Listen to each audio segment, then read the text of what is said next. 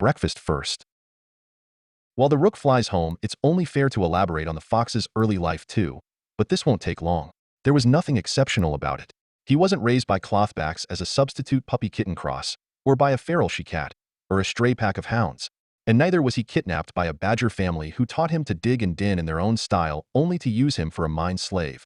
Until that lucky night, a quick-thinking mole led him to the surface in exchange for his life. Be sensible.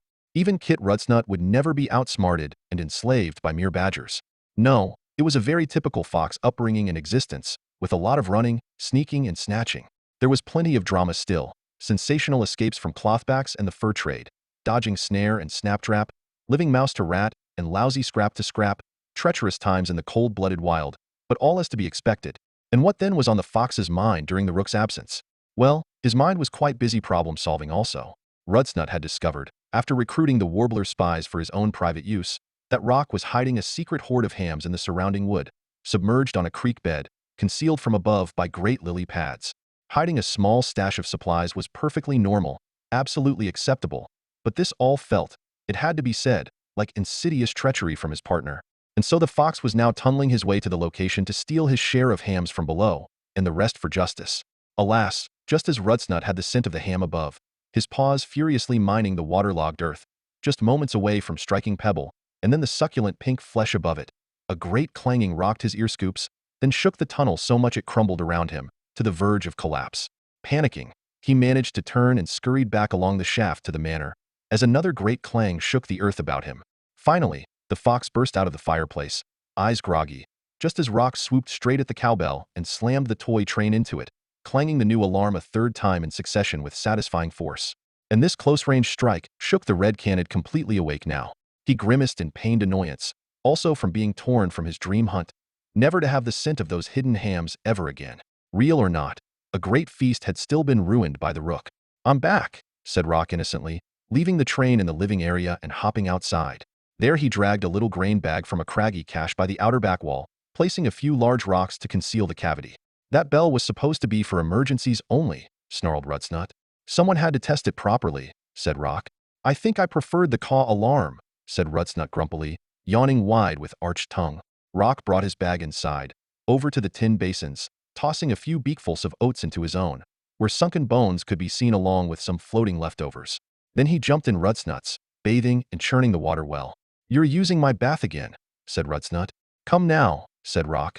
"I've never seen you take a single bath in your life. It's a shame to see the clear water go to waste." "I still drink out of it," said Rutsnut. "Then I promise to make this quick," said Rock, "and skim off the feather dregs. Be reasonable. You can't expect me to wash in my own porridge." So the crowbird soon shook and shivered, then hopped out to dry. He fished out some soggy oats to test, but they weren't quite done. Then while preening his impressive wings, Rock informed his partner of the morning's flight work and dealings with the herds. Unfortunately, the rook added, "I found no special clues regarding the train strikes. All seemed much the same as the Dolefield disasters." "Did you find out if any other farm beasts are being lured?" said Rutsnut. "I only came across herds of moo beasts," said Rock. "So that question is still unanswered, I'm afraid." "Still," said the fox, "this was good work securing more payment for our efforts, which, after seeing the fiend firsthand, only become deadlier by the day." "I think you misunderstand, my greedy friend," joked Rock. "I only secured extra payment for myself. You were too busy having your beauty sleep." "It's fine," said Rutsnut. "I will sniff out your food caches eventually and strike while you roost as blind as a newborn rat." He thought a moment, best he could at this point of waking.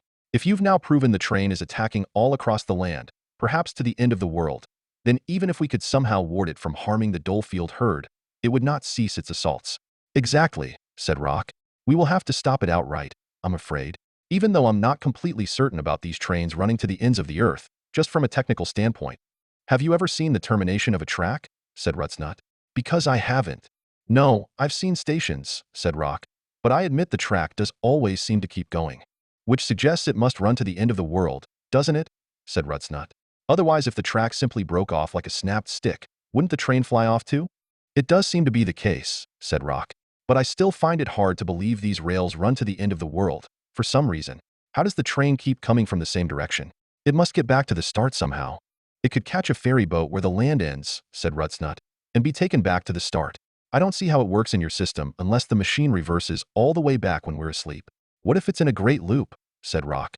That would make the world round like an egg, wouldn't it? Said Rutsnut. Perhaps, said Rock, but it might just work on a flat world too, like running around a pond. Ah, it's too early for philosophy, said Rutsnut, yawning some more. Let's have our breakfast, said Rock. And then when your sly skull has warmed up, we must get to work on our plotting. So the pair drew food from their numerous secret locations throughout the crag-crested manor and brought it into the living room to dine. That's my frog, cawed Rock as the fox returned from a crumbly wall with the item dangling from his snout. You know the rules, said Rutsnut. Once cached, it's law of the wild.